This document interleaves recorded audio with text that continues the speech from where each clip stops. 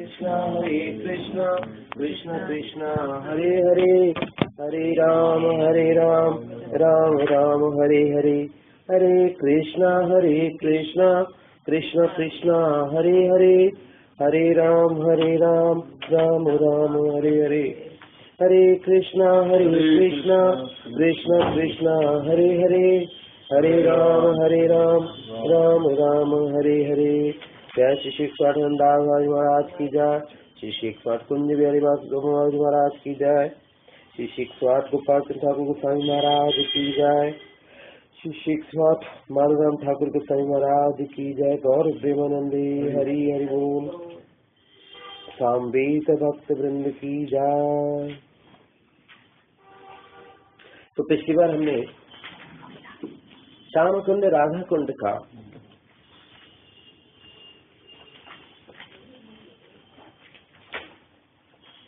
वर्णन और श्याम कुंड और राधा कुंड का अष्ट सखियों से क्या संबंध है,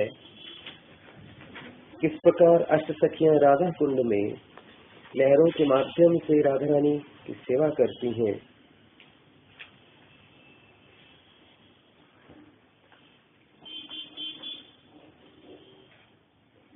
189 पृष्ठ संख्या।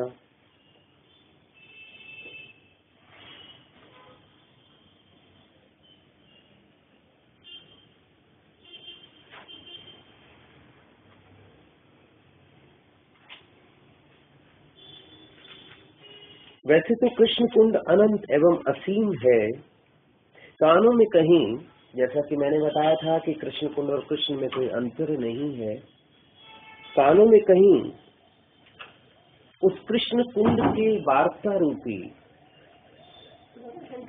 रसायन की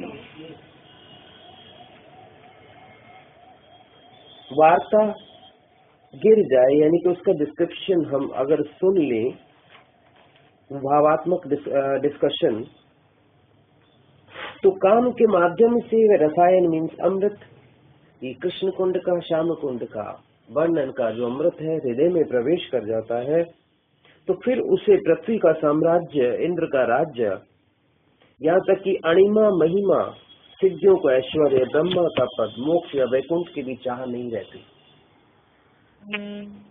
ये सभी वैभव पद उसे तीखे और नमक से कटु लगने लगते हैं। सारी लोक वेद की मर्यादा छोड़कर वह एकमात्र कृष्ण कुंड या कृष्ण पर आसक्त हो जाता है।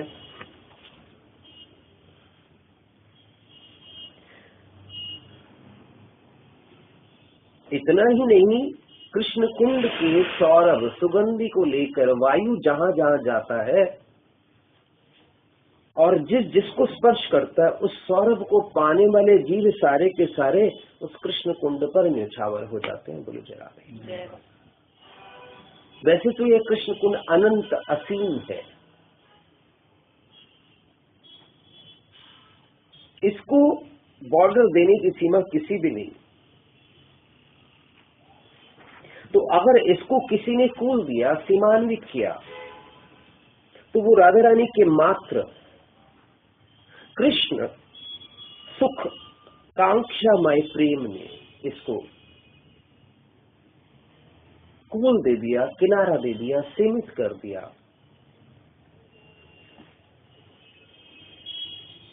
पीत मणियों का विशुद्ध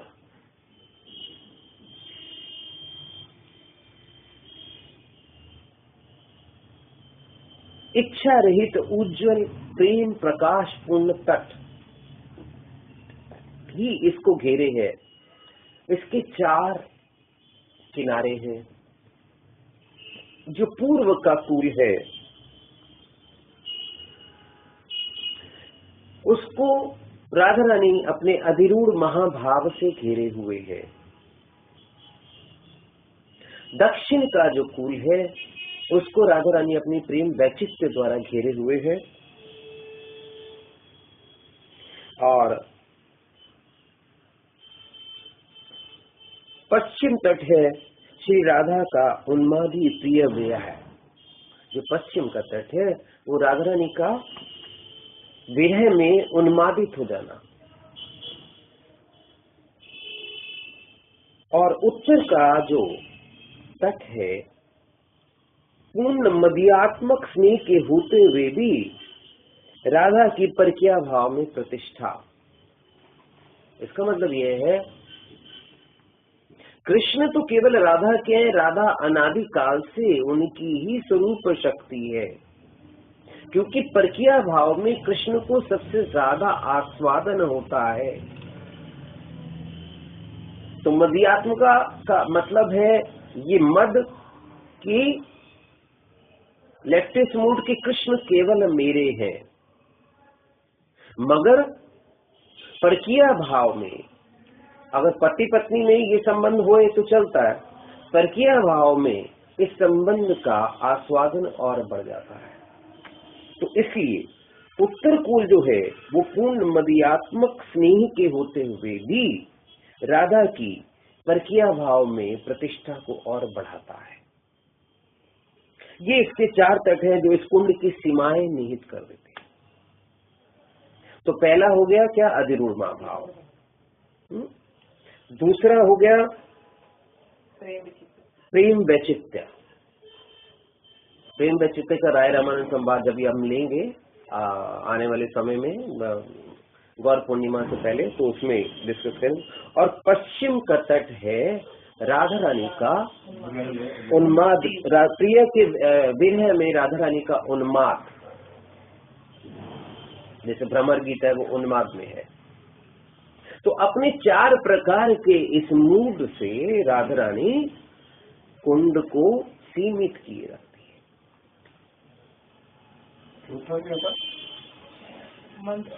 चौथा है मदीयात्मक स्नेह के होते, मतलब परकिया भाव में राधा रानी की प्रतिष्ठा। तो चारों तटों का निर्माण पीले रंग की मणियों से हुआ था। प्रतिदिन उस कुंड का जल 4 बार बढ़ जाया करता था। बता दो, पहले तो उसका वेग उत्तर की ओर बढ़ता। अब उत्तर की ओर क्या है देखिए, मदीयात्मकता स्नेह के होते हुए भी राधा रानी का परकिया भाव। तो मानो बेल के वृक्षों से निर्मित, तो उत्तर की ओर बेल के वृक्षों से निर्मित कुंज है। तो मानो बेल के वृक्षों से निर्मित कुंजों को वह खंडित करके रख देगा। ललिता जी का स्वभाव खंडिता स्वभाव है।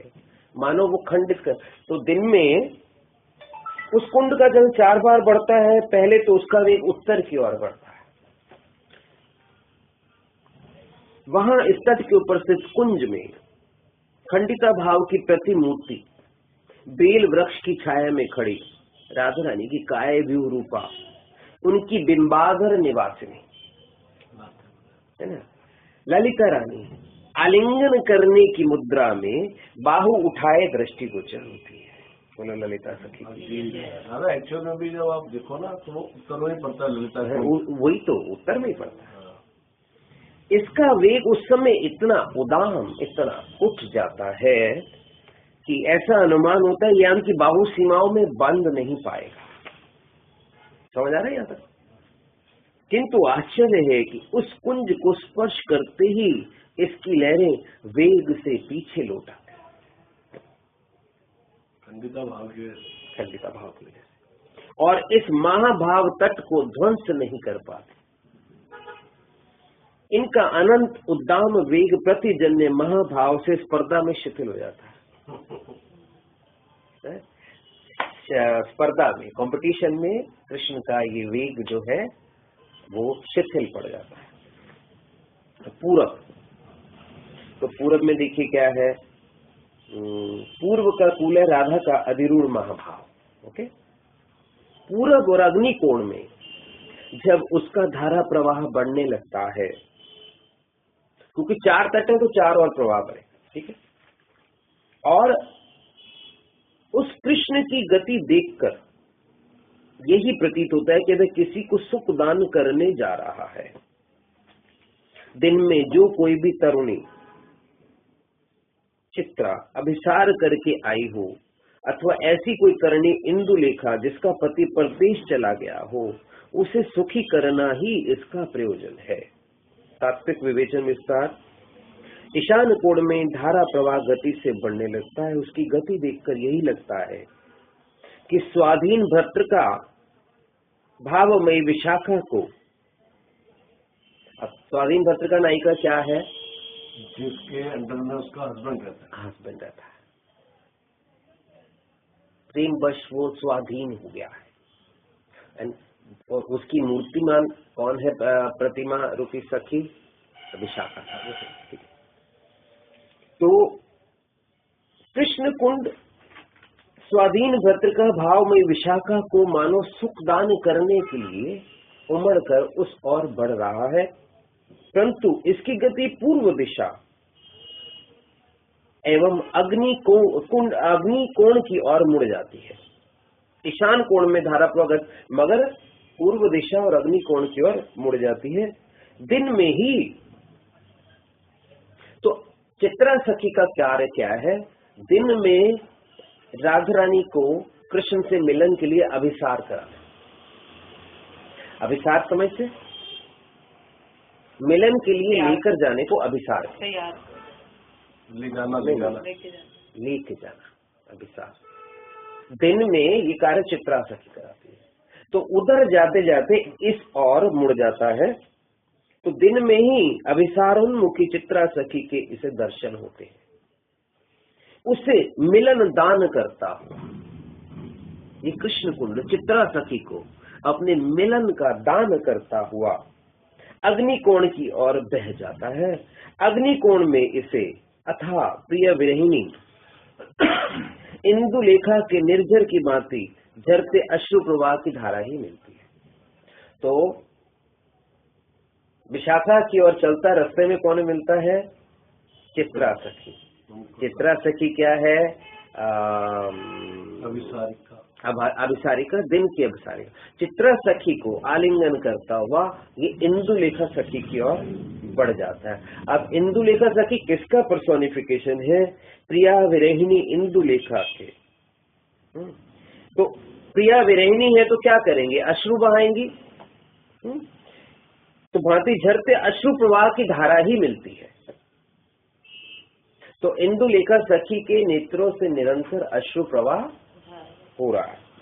उसके प्रीतम कांत तो उसे छोड़ सुदूर विदेश चले गए। ये सोचकर वो आंसू बहा रही है और उनसे इस जीवन में मिलन की कोई आशा नहीं।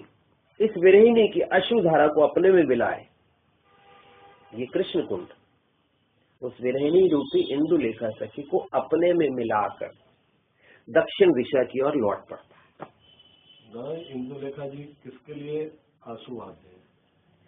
इंदुलेखा राधा रानी का विरह जनित भाव है, जिसका पति, जिसका प्रेमी सुदूर देश चला गया और उसके आने की कोई, मतलब राधा रानी का मतलब, तो उस राधा रानी की ही तो काय विवाह, यही राधा रानी को कृष्ण दूर चले गए हैं। हाँ, इसलिए आंसू बहा रहे हैं इंदुलेखा के रूप। इंदुलेखा वास्तव में इस विरह जनित अश्रु प्रमाद का पर्सोनिफिकेशन है। तो इस और जब राधा कुंड की लहर आती है तो ये राधा रानी को, मतलब विरह जनित नायिका के अश्रु देने का कार्य वास्तव में इंदुलेखा करती है। प्रेम का एक पार्ट है ना ये इंदुलेखा करती। तो उसके अश्रुओं से कृष्ण को मिलकर वापस दक्षिण की ओर लौट जाता। तो इसका स्थान तो नेत्रों में होगा। किसका? इंदुलेखा। अब वो अभी मैं लूंगा जब तक पता चले।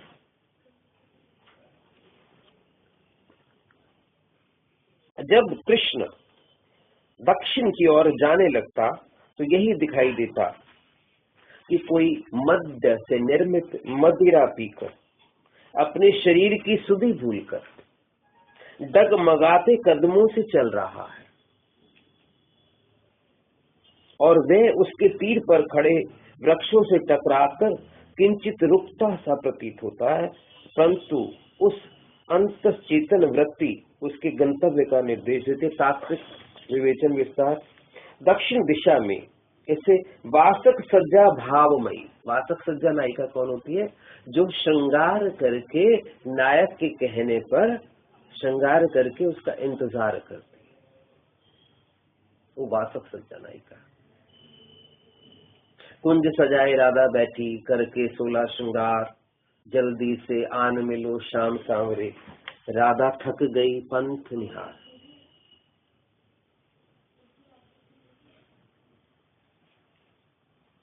तो चंपक लता जी रास विलास भाव सज्जा से पूरी सजी धजी।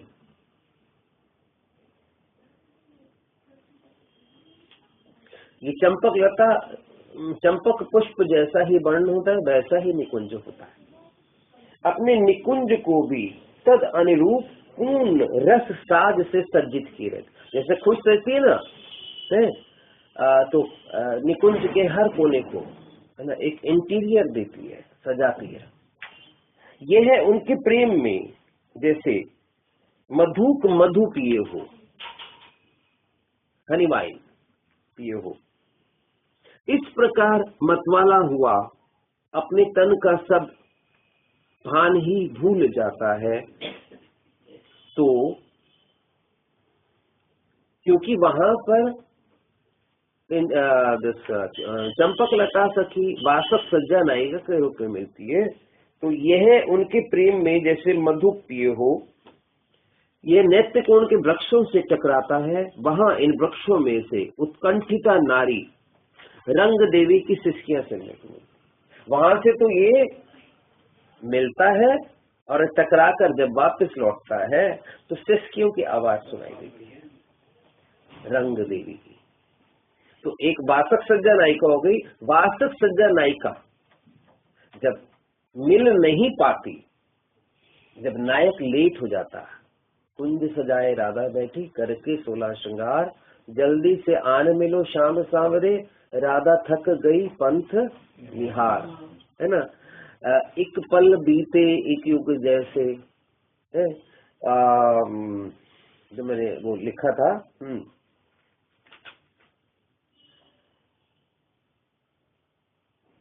कब आओगे लीलाओं के सागर। तो फिर राधा रानी वीणा उठा के वीणा बजाती है, जल्दी से आन मिलो शाम सांवरे, मेरी वीणा तुम बिन रोए। तो ये क्या हो गया? वासक सज्जा नायिका यहाँ पर उत्कंठिता, विरह उत्कंठिता नायिका नायक के न आने पर बन जाती है। तो विरह उत्कंठिता नायिका की पर्सोनिफिकेशन कौन है? That's this रंग देवी। और रंग देवी वास्तव में इनकी राधा वल्लभ संप्रदाय की मेन सखी रंग देवी। जैसे हमारे बुक में जैसे हम लोग की ललिता सखियां थे। तो नारी रंग देवी की सिसकियां सुनने की मिलती। इन सिसकियों में असीम व्यथा का, असीम दुख का अनुभव करता हुआ यह कृष्ण कुंड इन वृक्षों की छांव में कुछ रुकता सा प्रतीत होता है, परंतु इसकी अंत चेतना वृत्ति इसे आगे का पथ, अब फिर ये उससे आगे बढ़ता है। तो जब यह कृष्ण कुंड यानी कि श्री कृष्ण पश्चिम की ओर बढ़ने लगता है तो अत्यंत बेहाल हो जाता है।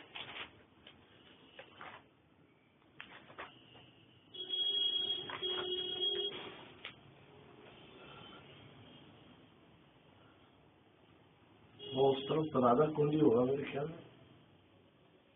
तो देखो अत्यंत बेहाल हो जाता है जब पश्चिम की ओर बढ़ने लगता है।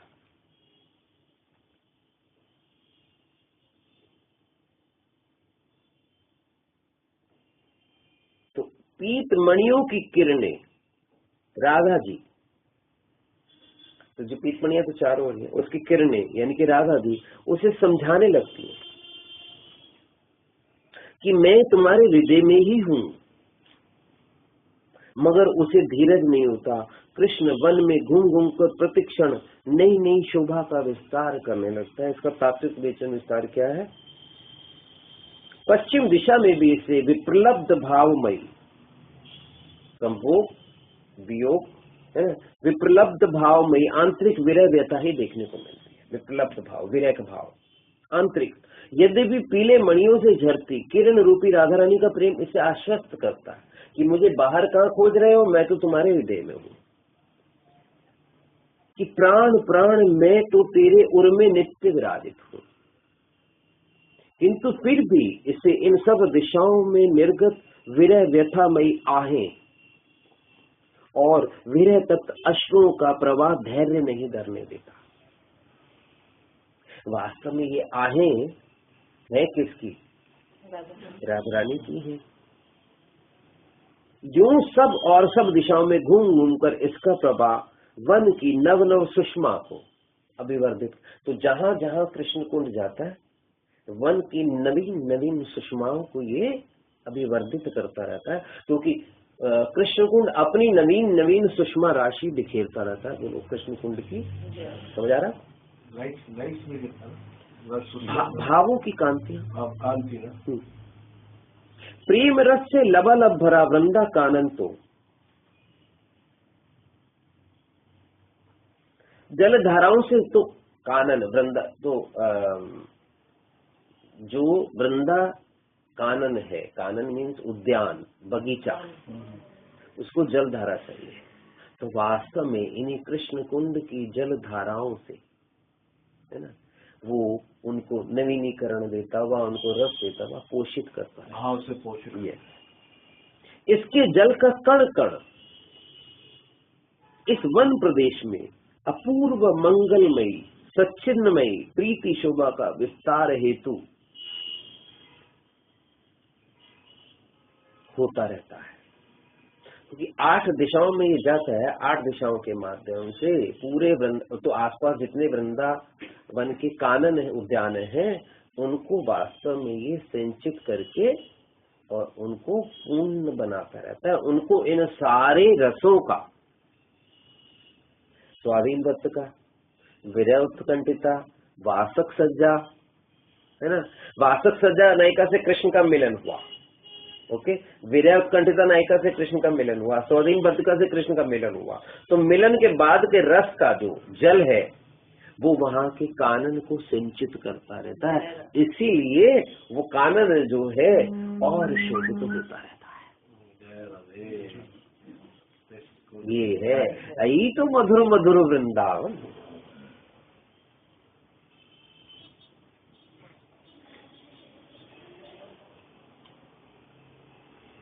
अभी तक तो राधा कुंड के बारे में बहुत सुना।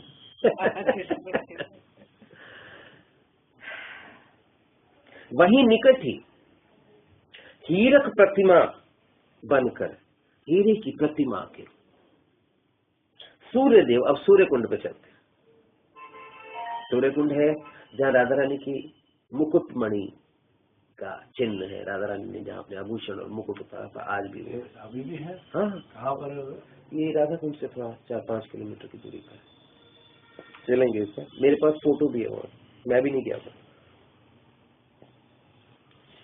वहीं निकट हीरक प्रतिमा बनकर सूर्य देव मानो मूर्त हो गए, जिनकी पूजा उस वन के वासी तरुणियां किया करती। वृंदावन के पास तरुणियां गोपियां किया करती। मंदिर के सामने जल से भरा एक कुंड था, तो सूर्य मंदिर के सामने जल से भरा एक कुंड, जिसे सूर्य कुंड कहते हैं। उस मंदिर की कलात्मक रचना ऐसी कुशलता से हुई कि उसके कक्षों में सभी समय सभी ऋतुएं बनी रहती। इसमें मंदिर में या कुंड में? मंदिर के चारों तरफ।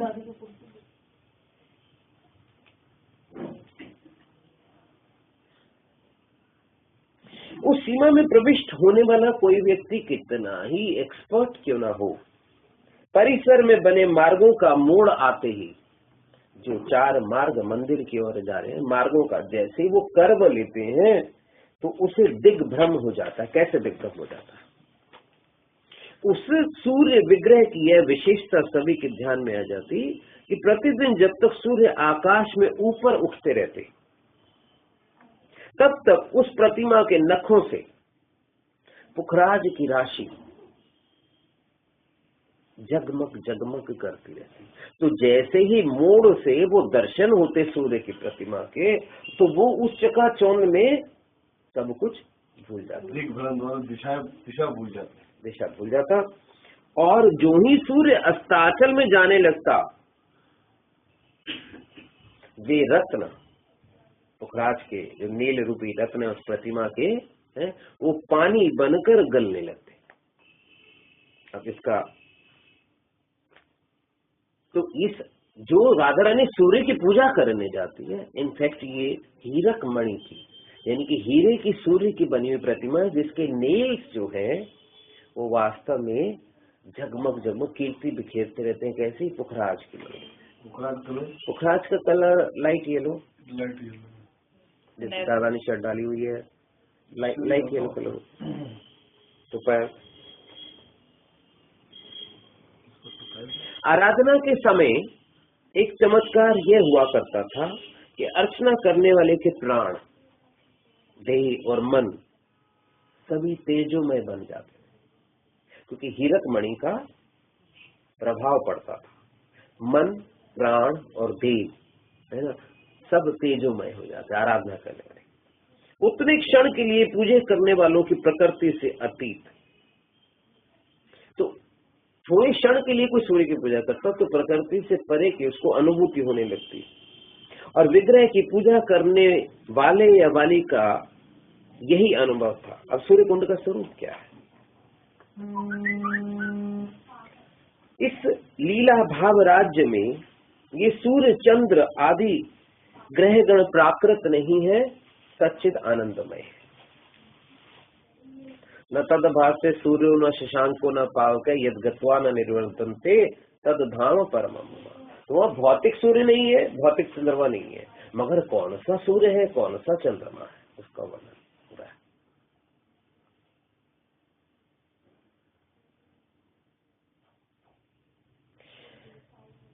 तो वस्तुतः ये सच्चिन्मय सूर्य चंद्र इत्यादि वस्तुतः भगवान ब्रजेंद्र नंदन की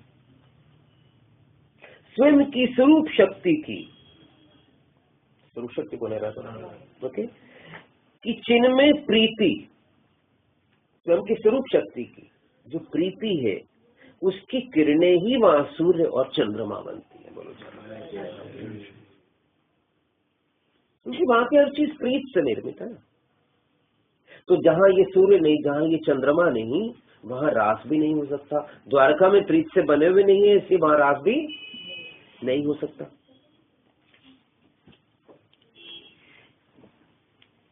किसी को भी इसके रूप, रंग, आकार को जड़ भाव से सोचने का नहीं सोचना चाहिए।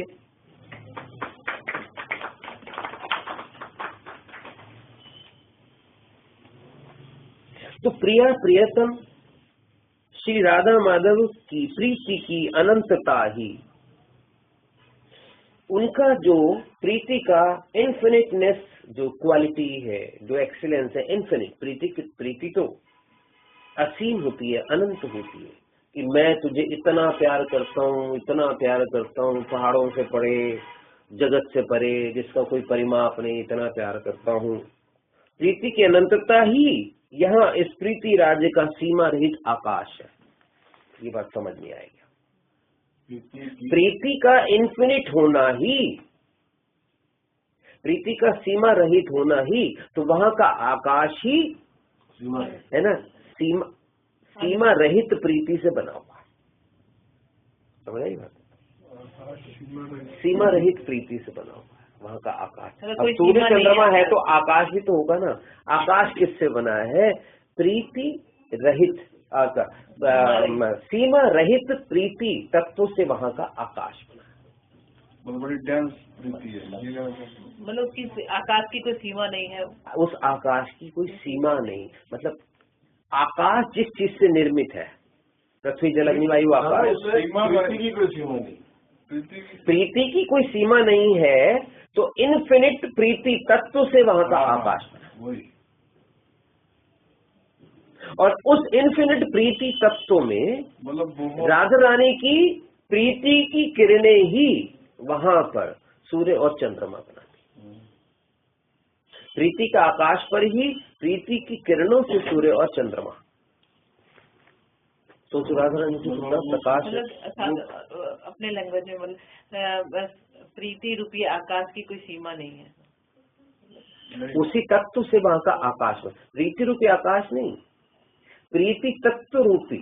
प्रीति का जो तत्व है वो इन्फिनिट है, उस तत्व से वहाँ का आकाश बहुत ज्यादा प्रीति बिल्कुल इन्फिनिट, जिसका कोई अंत नहीं है। यानी समझ नहीं आता है। समझ नहीं दादा सुनने को मिल रही है ये, और सुन के समझ आ रही है ना, ये समझ आना ही है। इसको हम कहाँ जान सकते हैं, कहाँ पढ़ सकते हैं, कहाँ समझ सकते हैं, किताबों में कहाँ वर्णन मिलेगा।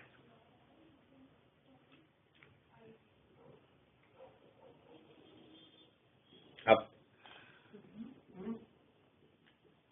तो प्रिया प्रियतम राधा माधव की प्रीति की इन्फिनिटनेस, अनंतता ही यहाँ प्रीति राज्य का सीमा रहित आकाश। प्रेम की प्रखरता, प्रखरता यानी कि सूर्य अपने प्रखर राशि पर है, मीन्स सूर्य। प्रखरता मीन्स ताप, उष्ण ताप। तो प्रेम 12 बजे सूर्य सबसे ज्यादा प्रखर किरणें देता है। ओके, तो प्रेम की प्रखरता ही यहाँ सूर्य के समान चमक रही है। 12 बजे सूर्य जो है ना, जो सबसे ज्यादा ताप देता है, वो प्रखर किरणें से सही नहीं जाते। तो कहते हैं ना, प्रेम की पीड़ा को सहा नहीं जा सकता, है ना। तो यहाँ का प्रेम जो है उसकी प्रखरता ही सूर्य, तो यहाँ का सूर्य की जो चमक है ना, वो प्रेम की प्रखरता है, प्रेम का ताप है। प्रिया प्रीतम की चिन्मय लीला संपादन हेतु, तो वहां का सूर्योदय किस लिए होता है? प्रिया प्रीतम की चिन्मय लीला करने के लिए ही सूर्योदय।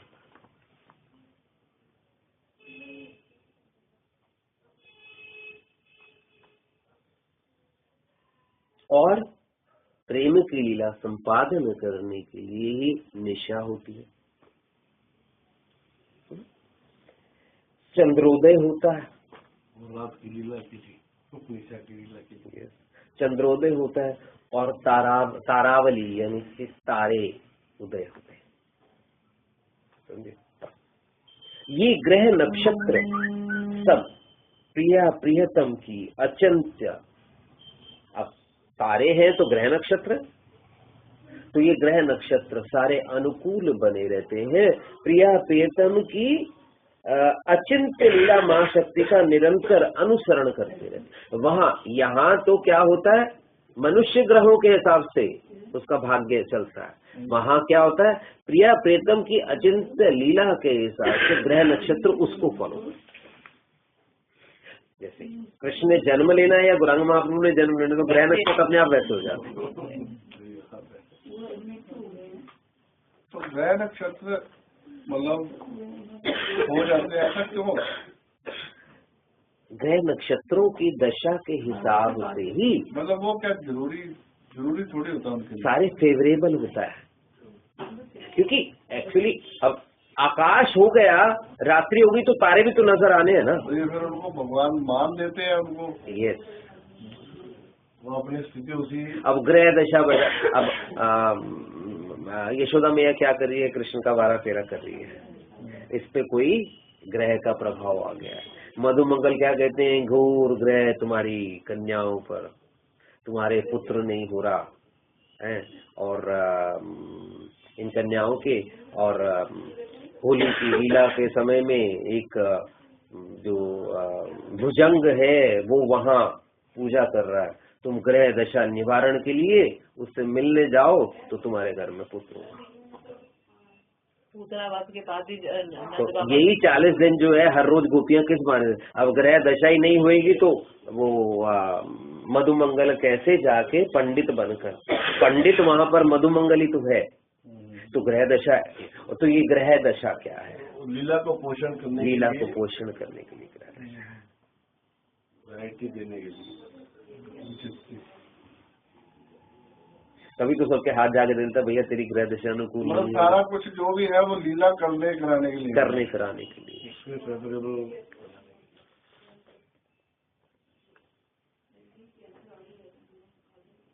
प्रिय राधा को जब जैसे जहां तहां जितने रस उत्कर्ष के लिए जो भी उपकरण चाहिए, पिचकारी चाहिए, बॉल चाहिए,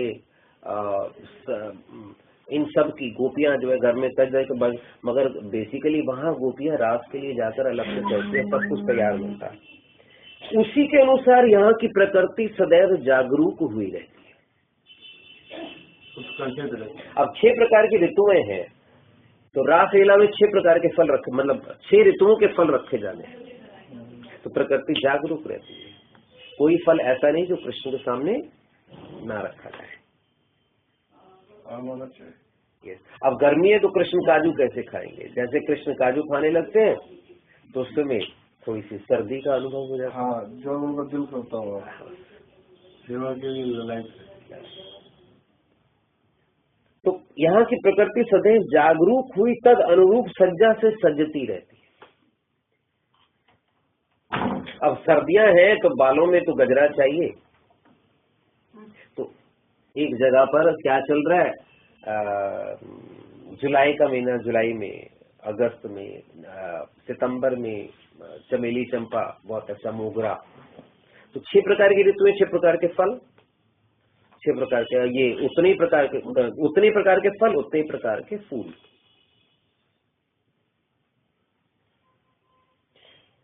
भांति भांति के उपकरण देकर उनका प्रीति विधान करने के लिए, प्रिया प्रियतम की लीला को मधुराति मधुर बनाने के लिए, उसका रस पान करके क्षण क्षण में आनंद सिंधु में डूबने के लिए, तो मधुर उनकी लीलाओं को तो बनाते ही हैं, फिर उसका रसपान भी करते हैं, और स्वयं आनंद सिंधु में डूबने के लिए राधा माधव का प्रेम सभी प्राकृत अप्राकृत सृष्टि में परिणित हुआ है। राधा माधव का प्रेम, अब यहाँ की जितनी ग्रीनरी है, मैंने पहले भी एक बार बताया, ये वास्तव में क्या है? राधा कृष्ण का मिलन।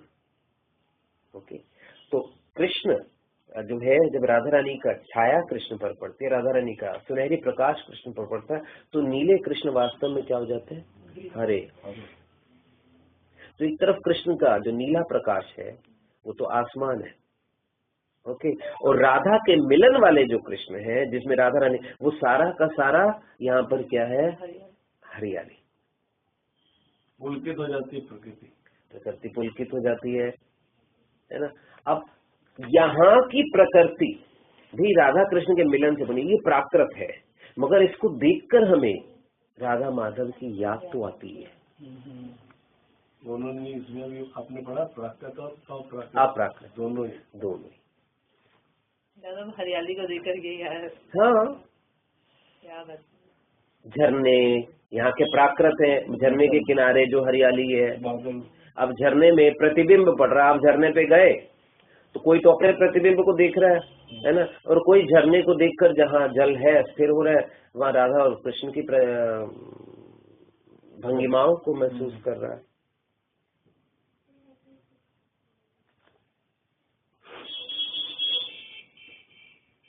तो प्रीति महासमुद्र के अतिरिक्त यहाँ ना कोई सूर्य है, ना सूर्य मंदिर। न सूर्य, प्रीति महासमुद्र के अतिरिक्त यहाँ ना कोई सूर्य है, ना सूर्य मंदिर, ना चंद्र है, ना चंद्रिका, ना Nisha, everything is made up of Preeti, ना तारकावली। यहाँ का तो समग्र ब्रह्मांड ही प्रीति घन का विग्रह है। तो दादा, वो मूड किसका चलता है? राधा रानी का या कृष्ण जी का? बच्चा कैसे पैदा होता है? पति पत्नी के प्रेम से ही तो बच्चा पैदा होता है। तो वहाँ हर चीज is by product of Radha Krishna मिलन। जैसे मैं एग्जाम्पल देता हूँ कि बच्चा सबसे ज्यादा किसके साथ एंजॉय करता है? अकेले माँ के साथ, अकेले बाप के साथ, या दोनों के साथ? क्योंकि प्रीति रस, दोनों के प्रीति रस के मिलन से वो बना है। तो दोनों साथ में होंगे तो बच्चे को सबसे ज्यादा आनंद तो वही है। चीज- देखिए, इसका एक आपने सपोज मसूरी जाना है ना, और केवल माँ साथ में जा रही है, तो बच्चा क्या बोलेगा, मजा ही नहीं आएगा, पापा आप साथ में जाओ। अरे देखने तो मसूरी को जा रहा है, पापा मम्मी को के स्वाद को थोड़ी चखने जा रहा है। इसका एग्जाम्पल और दादा, जब मम्मी पापा सोए होते हैं, छोटा बच्चा होता है आके हमेशा बीच में ही सोता है, लेता है, मम्मी के साथ पापा के साथ नहीं है, बीच में ही सोता है। यानी आप इधर और मैं बीच में, क्योंकि प्रीति रस तो दोनों में। तो इसी प्रकार वहाँ की जितनी प्रकृति है वो मिलन रस से बनी और मिलन रस का आस्वादन लेती है।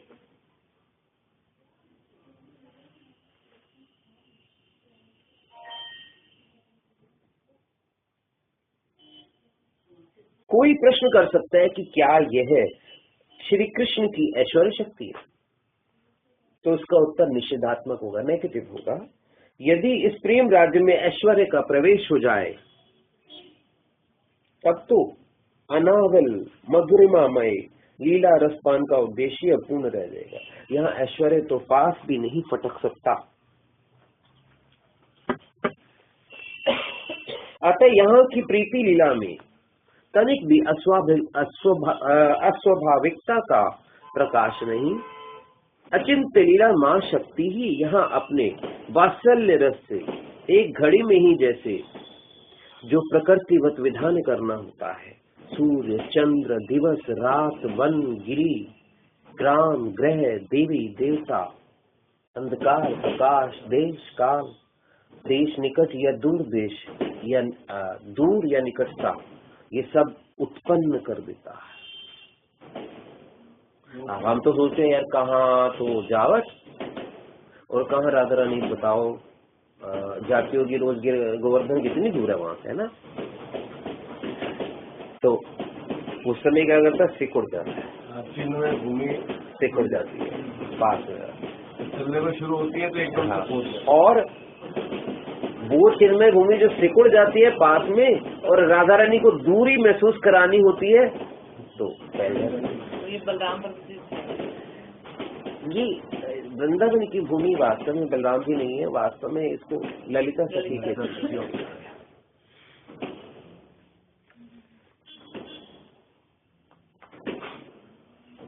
तो यही चिन्ह में राधा प्रीति भाव रूपा लीला मां शक्ति, राधा प्रीति भाव रूपा लीला मां शक्ति अपनी संधि स्वरूपा परिणति से संधिनी मां की हर चीज को बनाती है, संधिनी शक्ति।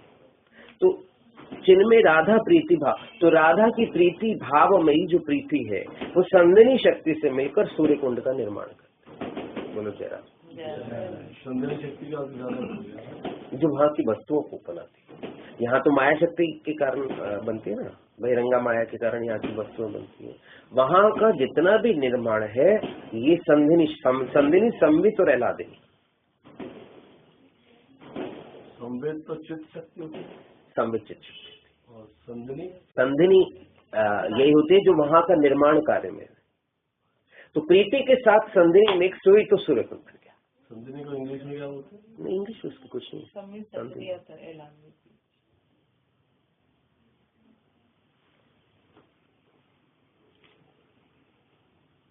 तो संधिनी की टॉप मोस्ट हाईएस्ट पोजीशन और प्रीति के हाईएस्ट पोजीशन। तो प्रीति को कुछ निर्माण करने के लिए संधिनी की आवश्यकता है, और संधिनी भी किससे निकले, वास्तव में तो राधा रानी से निकली है ना, मगर निर्माण के लिए तो चाहिए, तो इसलिए सूर्य कुंड। ठीक है। सच्चिदानंद कंद रसराज श्री कृष्ण का प्रीति रस ही।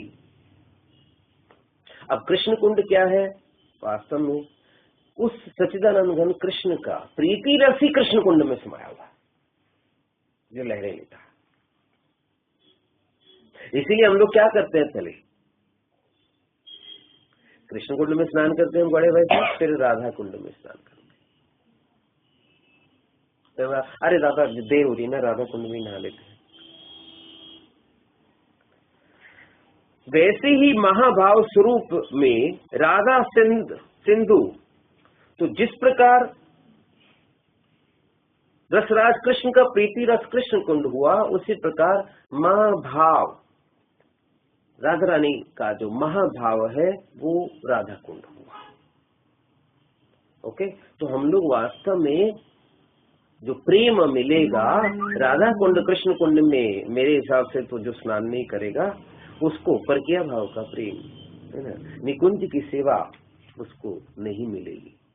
कुंज की सेवा मिल सकती है और जगह स्नान करने, जो सर्वोच्च सेवा है, इसीलिए सर्वोच्च सेवा कही गई। अब समझ आई बात? राधा कुंड की सर्वोच्च सेवा क्यों है?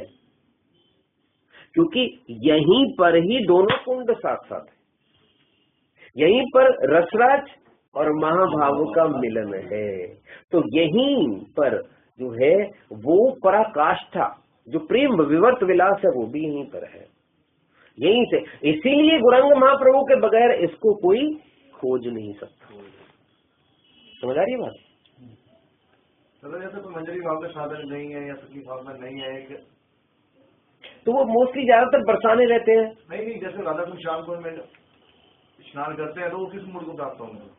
दादा वो राधा कुंड शांगुल में स्नान करते हैं, वो उनको जब वो भाव ही नहीं पता, मंजरी भाव की साधना ही नहीं ली हुई, तो वो इसीलिए मैंने बोला कि वो कुंज में जाएंगे, निकुंज में नहीं जाएंगे। कुंज तो चले जाएंगे। कुंज में सखियों का जो ये जितनी स्वकीय भाव की सखियां, जहाँ मिलन लीला होती है, जहाँ विरह की लीला होती नहीं।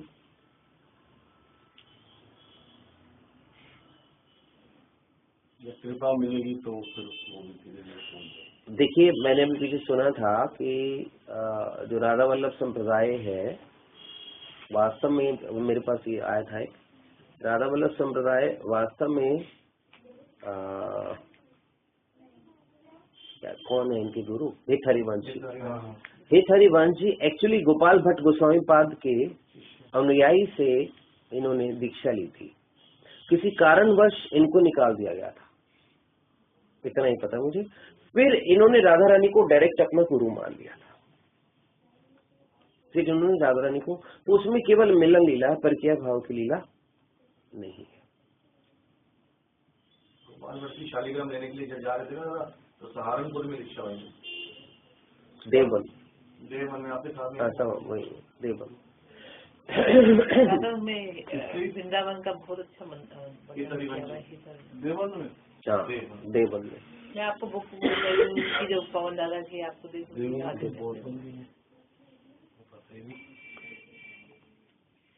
दादा रसोदा निधि जो है ना, उसमें सौदा दिया जाता। हाँ बिल्कुल ठीक कह रहे हैं। उसमें 2 श्लोक वो हटा के ये लोग कहते हैं कि एक्चुअली लिखी तो उन्होंने है ना तुंग विद्या सखी ने, तो ये कहते हैं सखी संप्रदाय के, वो जो भी है। अच्छा, सच्चिदानंद रसराज कृष्ण का प्रीति रस सिंदूर हुआ और उनका महाभाव रस ही कृष्ण कुंड हुआ। वैसे ही पूर्ण प्रीति परतत्व, पूर्ण प्रीति परतत्व, खंडिता, स्वाधीन भद्रका का भाव आदि में इनको चतुर्दिक घेरे, चारों दिशा से घेरे, परम शोभा संपन्न ललिता, विशाखा, चित्रा आदि का। जब ये दोनों बने तो स्वाधीन भद्रका, खंडिता और भाव आदि के, इन भावों के आसपास ललिता, विशाखा, चित्रा आदि के कुंज स्वतः ही कुंज भी बन गए, है ना, कुंड भी बन गए। उसी प्रकार वही प्रखर पूर्ण रसमय, प्रखर पूर्ण, प्रखर सबसे किन्ने कब होती है? 12 बजे, जेठ के मास में। रसमय प्रीति तेज ही, वो रसमय प्रीति तेज, सच्चिन्मय सूर्य देवता आवास। तो सूर्य देवता का आवास कहाँ है? सूर्य कुंड में, सूर्य कुंड के रूप में परिलक्षित हो रहा है। तो वहां पर इनके प्रीति रस का जो प्रखर तेज है वो सूर्य कुंड में सबसे ज्यादा प्रकट होता है। परमार्थ सत्ता मात्र तो सच्चिदानंद कंद कृष्ण ही है। परात्पर सच्चिदानंदमय प्रीति ही जब सूर्य देव की प्रतिमा बन गई, तो सच्चिदानंद दोनों की प्रीति क्या बन गई? सूर्य देव की प्रतिमा। तो उसका तेज तो विलक्षण होना ही है। ब्रजमणि की प्रतिमा के रूप से तेजोमय भगवान सूर्य देव का यह विग्रह इतना महिमा मंडित है कि उसके सामने समकालीन धर्मशील तपस्वी व्योवृद्ध गोपराज ऋषि महर्षि वीर पराक्रमी गोप सेनापति सभी श्रद्धा विभूत उठते। कोई कितना वीर हो, कितना तपस्वी हो, कितना गोपों को राजा हो, ऋषि हो, जो भी उस सूर्य देव की प्रतिमा के आगे से गुजरता वो क्या होता, श्रद्धा में भर जाता और उनके चमत्कारों से चकित एवं नतमस्तक हो जाता। तो इसको ब्रजमणि की प्रतिमा के रूप में मानता। ब्रज मंडल के विभिन्न भावों तथा विचित्र स्वभावों से युक्त, तो ब्रज मंडल के विचित्र भाव और स्वभावों से युक्त सभी युवा वृद्ध नर नारी बालक बालिकाएं सूर्य कुंड में आकर इसमें विराजित सूर्य प्रतिमा के ईश्वर बुद्धि से दर्शन करके अपने को कृतार्थ मानते। तो वहां की ईश्वर बुद्धि वो लोग किसमें रखते, सूर्य देवता में। इसलिए ये सारी की सारी गोपियां रोज सूर्य के, फिर चटिला विवाद में आती थी सूर्य की पूजा करने, है ना। वस्तुतः सत्य तो यह है कि ये धर्मशील व्योवृद्ध तपस्वी गोप, ऋषि महर्षि गोप सेनापति युवा वृद्ध नर नारी भी वस्तुतः वहां के जितने नर नारी गोप व्योवृद्ध सारे के सारे वास्तव में क्या है, वही प्रेम के परतत्व से निर्मित है। तो जो प्रीति परतत्व ये सूर्य भगवान है, इनमें उनमें कहीं कोई भेद नहीं। लीला रसास्वादन के लिए ही ये साधारण लीला रसास्वादन के लिए साधारण नर नारी बन गए, ओके बने हैं, एवं सूर्य भगवान महाकल्याणकारी ईश्वर बन गए, तो स्वयं ही प्रजा बन गए सारे सखियों के और कुंड के भाव लेके। यह तथ्य समझाते हुए सूर्य मंदिर का वृत्तांत पढ़ना चाहिए। अब इसके बाद देखो, हम सूर्य मंदिर जब देखने जाएंगे तो कितना अच्छा लगेगा। वहां बैठ के अगर इस कथा को करें तो राधा बाबा कितना प्रसन्न हुई। पता नहीं किसी ने आज तक जाके वहां ये कथा करी है या नहीं करी है, क्या वो है वहीं पास में।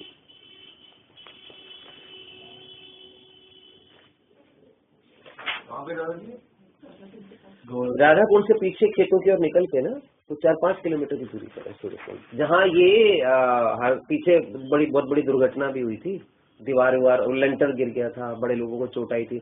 तो मेरे क्लिनिक पर वो आए थे जिन्होंने गुटिका लिखी है, 6-7 दिन उनका इलाज करा था, क्योंकि यहाँ ऊपर लेंटर गिर गया था। Thank you.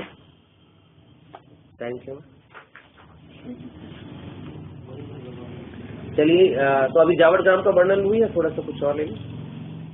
थोड़ा देखे छोड़ दो ना, इंटरेस्ट बड़ा है। अब जावट ग्राम क्या है?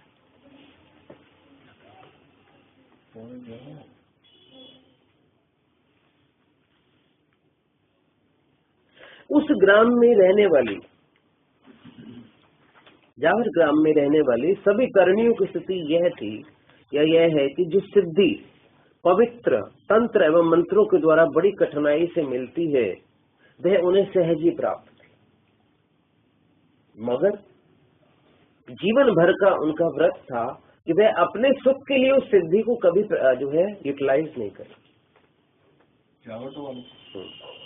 उनका परस्पर एक दूसरे से इतना अधिक प्रेम था कि वे एक दूसरे के सुख के लिए मर मिटने को प्रस्तुत रहते। उन सभी के प्राण एक दूसरे के साथ गुथे हुए से लगते। कहीं भी न तो इस प्रकार का घनिष्ठ सखीपना था और न होगा। वस्तुतः जावट ग्राम किसी लीला स्थली के रूप में इसका कहीं कोई अस्तित्व नहीं है। जावट ग्राम मात्र राधा के मन का एक भाव विलास दिन का दिवा का स्वप्न है। भाव विलास एक विलास, यह उनकी अपूर्व उद्दीप्त महाभाव की मात्र एक लहर है।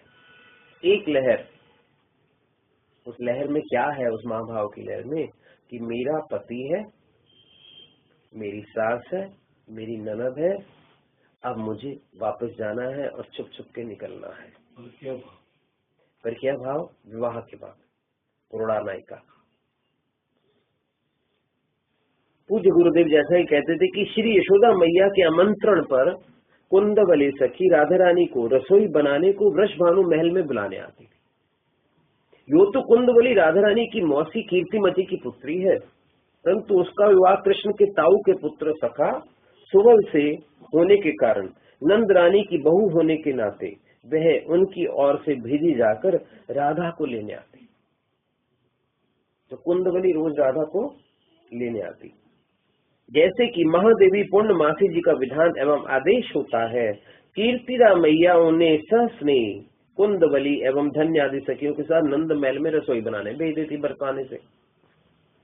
राधा के साथ उनकी प्राण सखी ललिता एवं उनकी छोटी बहन मंजू श्यामा यानी कि अनंग मंजरी भी नंद महल में पाक रचना करने प्रस्थान करती।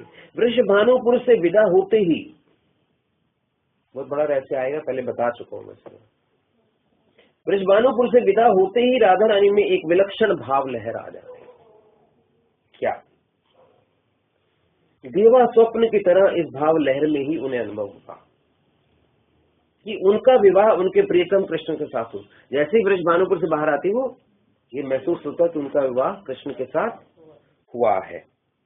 साथ में ही सभी अष्ट सखियां, उनकी सभी मंजरियां उनके साथ दहेज में दासी रूप में आती। ये भाव लहर उठती। छोटी बहन मंजू श्यामा का भी परिणय कृष्ण के साथ हो जाता है। उन्हें विवाह उपरांत ससुराल विदा कराने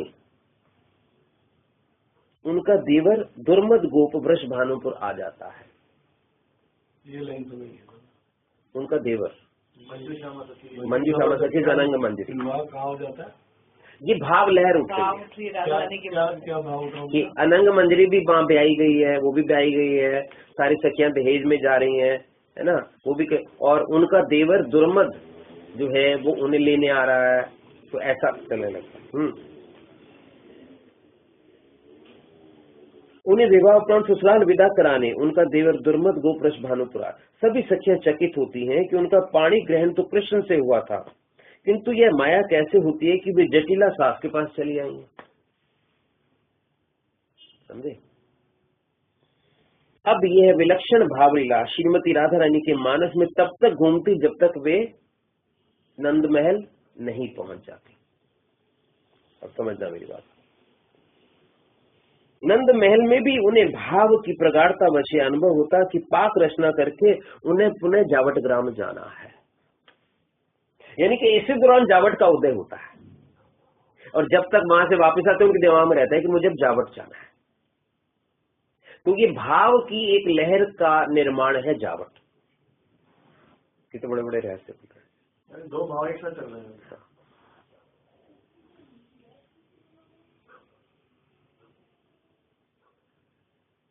जहां उनका ससुरालय है ना, ससुराल। नंद महल से लौटते समय भी वृषभानुपुर तो विस्मृत हो जाता है कि मुझे वृषभानुपुर जाना है एवं जावट ग्राम की मूर्ति ही स्फूर्ति होती रहती। इस प्रकार यह भावलीला इतनी प्रगाढ़ हो जाती कि उनके प्रियतम कृष्ण से मिलने में एक अवरोधों का पहाड़ खड़ा हो जाता। इतनी प्रगाढ़ हो जाती कि बरसाने को तो भूल जाती। बरसाने से लड़की को अपने पिता के यहाँ से प्रेमी को मिलने में इतनी दिक्कत नहीं होती, मगर ससुराल से किसी को अपने प्रेमी से मिलना तो ये लीला प्रगाढ़ हो जाती और राधा रानी को लगता कि अवरोधों का पहाड़ यानी कि ऑब्स्टेकल्स का पहाड़ खड़ा हो गया। यहाँ रसिक जन ध्यान रखें कि भावात्मक अवरोध भी उद्दाम रस उद्दीपन मात्र के लिए, ये अवरोध वास्तव में उद्दीपन के लिए, मिलन को स्ट्रॉन्ग करने के लिए यह भावगत है। परंतु क्योंकि राधा का भाव भी पूर्ण सत्य है, सत्य का भी सत्य, अतः यह सत्यवत ही मूर्त हो उठता है। तो वहां भाव ऐसा नहीं कि सत्य नहीं, तो भाव अगर सत्य होगा तो उसकी मूर्ति बन ही जाएगी। इसलिए जावट मूर्तमय उस समय हो जाता है। जैसे विश्व में, वैसे विश्व में न राधा का कोई पति रायण है, न उनकी बहन मंजू श्यामा का दुर्मद गोप से परिणय हुआ है। तो मंजू श्यामा क्या सोचती, मेरा दुर्मद गोप से विवाह हुआ कृष्ण से, और राधा रानी क्या सोचती, मेरा रायण यानी कि अभिमन्यु से विवाह। वे तो अनादिकाल से कृष्ण की पूर्ण स्वकीया है।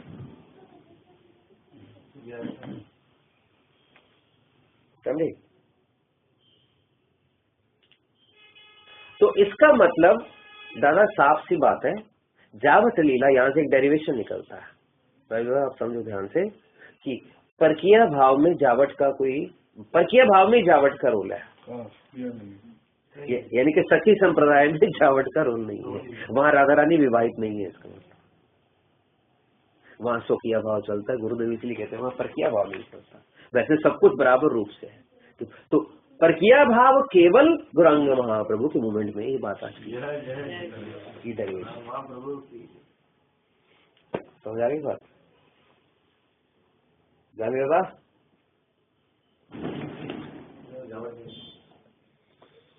जावट तो गए हुए गांधी दादा, जावट तो सारी आप भी तो गए हो।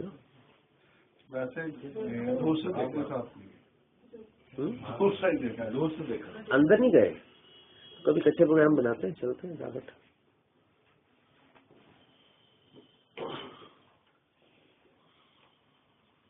इन्हें तो उनमें भी कृष्ण ही पूर्णतः दृष्टिगोचर होते, रायण में और दुर्मत में। वास्तव में ये कब हुआ? जब 1 साल के लिए ब्रह्मा जी ने ग्वालों को चोरी कर लिया, तो विवाह तो उस दौरान हुआ था। सब तो यही सोचते थे कि ग्वाल बालों से विवाह हो रहा है सखियों का, और एक्चुअली जब सारे ग्वाल बाल ही कृष्ण बने हुए थे तो विवाह तो वास्तव में कृष्ण से। तो उस वक्त रायण भी चोरी हो गए थे, अभिमन्यु भी चोरी हो गए। हाँ, सारे ग्वाल बाल सब लोग उन्हीं ग्वाल बालों में थे। हाँ, उन्हीं ग्वाल बालों में थे। ये सारे भाव राधा बाबा ने निकाले। जैसे महाराष्ट्र में कितने कृष्ण हुए ना उसी समय यहाँ वृंदावन में। परंतु मात्र भाव को असीम रूप में अभिवर्धित करने कृष्ण नजर आते उनमें, है ना? क्योंकि वो ग्वाल बाल कृष्ण भी तो, कृष्ण रायण बने थे, कृष्ण अभिमन्यु बने थे, कृष्ण मतलब दुर्मत गोप बने थे, तो उनमें कृष्ण नजर आते हैं उनको। मगर भाव को असीम रूप से अभिवर्धित करने तथा उसमें संयोग का असंख्य गुना सुख परिवृद्ध करने के लिए यह अपूर्व रसात्मक परकिया भाव अनुगत विरह ताप में जावट ग्राम लीला एवं उसके लीला पात्र निर्मित हो जाते हैं। बोले जरा इसी के लिए जावट बनाया, इसके लिए। तो वास्तव में परकिया भाव का जो गढ़ है, आज ये बात हुई, वो तो जावट है। पर्सोनिफिकेशन हो गया। क्या सुंदर बात निकली है। जावट ग्राम की लीला का रसास्वादन करते समय यह तथ्य सदैव पाठकों के ध्यान में रहे। तो इसी के साथ ही बस हो ही गया। वे तरुणी युवतियां दिन में उस वन की कुंज में घुमा करती, यमुना के किनारे उनका रात्रि विहार होता। यह वर्णन श्री राधा एवं उनकी सखियां, साथ ही चंद्रावली एवं उनकी सखियों के निमित्त से है। देवी की ऐसी विलक्षण माया थी कि कोई भी इसे जान नहीं पाता कि वह गांव कहाँ है, सरोवर किधर है, उनका क्या नाम है। देवी कैसे कि कोई भी जान नहीं पाता था कि जावट है कहाँ, क्योंकि तो भाव के द्वारा उत्पन्न था। राधा रानी वगैरह को ही पता था, है ना? देवी की ऐसी माया वाली पूरी पंक्ति का अर्थ है कि ना तो नंदरानी को इस ग्राम का कुछ कहीं कोई अनुसंधान है, न वृषभानुपुर में माता कीर्तिदा को भी इसका कोई अस्तित्व पता है। इनमें ग्राम निवासियों का भी पता तब हो जब कहीं किसी ग्राम की सत्ता और उसका अनुसंधान हो। यह तो मात्र राधा रानी की भाव लहर है। उस पर भाव लहर की संग्राहक उनकी सखियां, उनके प्रियतम कृष्ण और उनकी छोटी बहन मंजू श्यामा अवश्य है। हाँ, लीला सूत्र धारिणी भगवती योग माया स्वरूपा पूर्णमासी जी इस सारी भाव लहर को महाप्रलय बिंदु तक पहुँचाने से बचाने के लिए अवश्य क्रियाशील रहती हैं। अतः उन्हें इस लीला का पूर्ण ज्ञान है। इस रहस्य को अवगत रखकर ही इस लीला का आनंद पाठक गण ले सकते हैं। तो अब किस सखी का कौन सा भाव है, अगली बार में मेरे ख्याल अगली बार तो हम गौरांग महाप्रभु का ही लेंगे।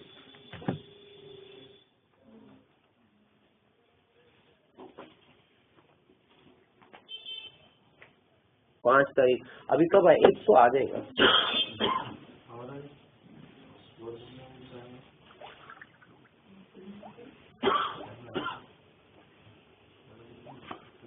लेक्चर कंप्लीट हो गया। 5 गौरांग महाप्रभु स्टार्ट।